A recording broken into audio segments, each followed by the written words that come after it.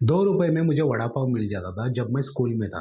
आज वही वड़ा पाव के लिए मुझे कम से कम ₹15 देने पड़ते हैं। मेरी बाइक की टैंक ऑलमोस्ट मैं ₹250 में फुल कर देता था जब मैं कॉलेज में था। लेकिन वही टैंक फुल करने के लिए मुझे 900 से ₹1000 देना पड़ता है आज की तारीख में। साल दर साल चीज़ों के, सर्विसेज़ के कीमतों में बढ़ोतरी क्यों आ रही है?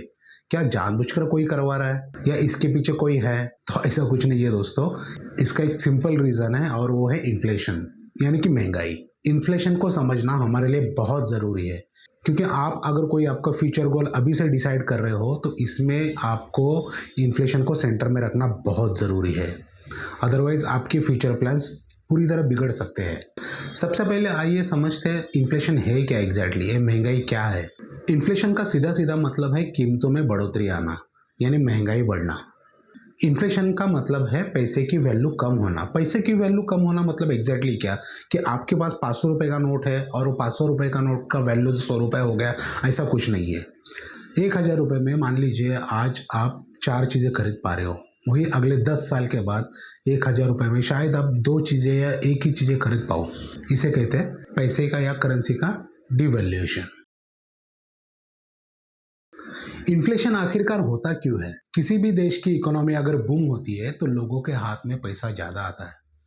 लोगों के हाथों में पैसा ज़्यादा आने की वजह से वो खर्च भी ज़्यादा करते हैं, और खर्च ज़्यादा करने की वजह से चीज़ों की डिमांड बढ़ जाती है, और ऑब्वियसली डिमांड ज़्यादा बढ़ने की वजह से फिर इन्फ्लेशन बढ़ जाता है। इसे हम कहते हैं डिमांड पुल इन्फ्लेशन। इन्फ्लेशन का दूसरा एक रीज़न है इंक्रीज इन प्रोडक्शन कॉस्ट। अगर मैन्युफैक्चरर को रॉ मटेरियल कम मिल रहा है या फिर ज़्यादा भाव में मिल रहा है तो उसका फाइनल प्रोडक्ट जो बन के तैयार हो रहा है तो उसकी कॉस्टिंग भी बढ़ जाती है। उसकी कॉस्टिंग बढ़ने की वजह से वो चीज़ महंगी हो जाती है और उस वजह से भी इन्फ्लेशन बढ़ता है। इन्फ्लेशन का तीसरा रीज़न है इंक्रीज इन वेजेस। कोई भी कंपनी अपने एम्प्लॉय को रिटेन करने के लिए उनकी सैलरी बढ़ा देती है। अब कंपनी अगर एम्प्लॉय की सैलरी बढ़ा रही है तो ऑब्वियसली उनको उनको ज़्यादा सैलरी देने के लिए अपने प्रोडक्ट की कॉस्ट भी बढ़ानी पड़ेगी। प्रोडक्ट की अगर कॉस्ट बढ़ती है तो ऑब्वियसली उससे इन्फ्लेशन बढ़ ही जाएगा। चौथा रीज़न है decrease in supply of goods.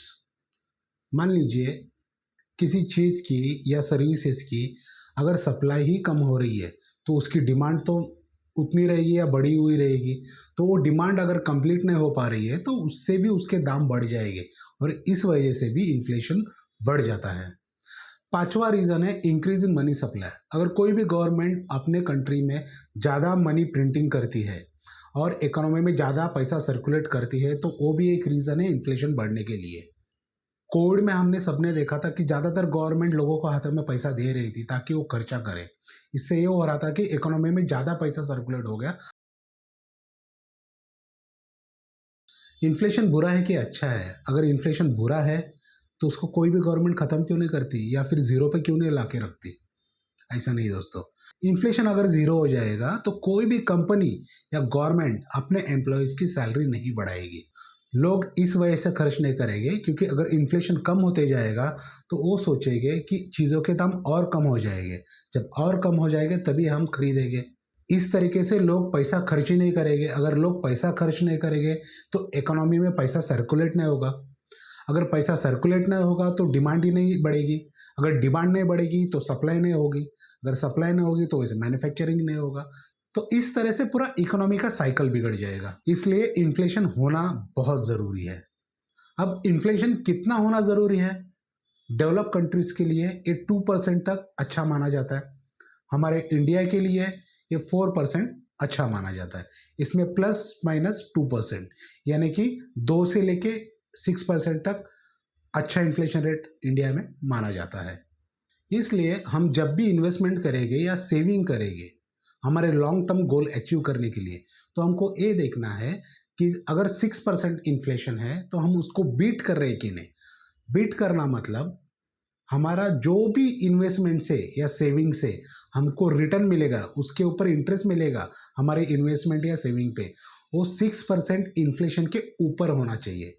Otherwise होगा क्या, अगर यहाँ पे 6% इन्फ्लेशन हमारे वैल्यूएशन को या पैसे के वैल्यूएशन को कम कर रहा है और 6% हमारे इन्वेस्टमेंट को बढ़ा रहा है, तो आप कहीं नहीं जा रहे हो, आप वही हो। तो एटलीस्ट आपको 6% के ऊपर 7-8% जो भी अगर इंटरेस्ट आपको दे रहा है तो that will be good deal. तो वहाँ पे आपको इन्वेस्ट करना चाहिए, सेविंग करना चाहिए आपका लॉन्ग टर्म गोल अचीव करने के लिए। वीडियो देखने के लिए बहुत बहुत धन्यवाद। Thank you.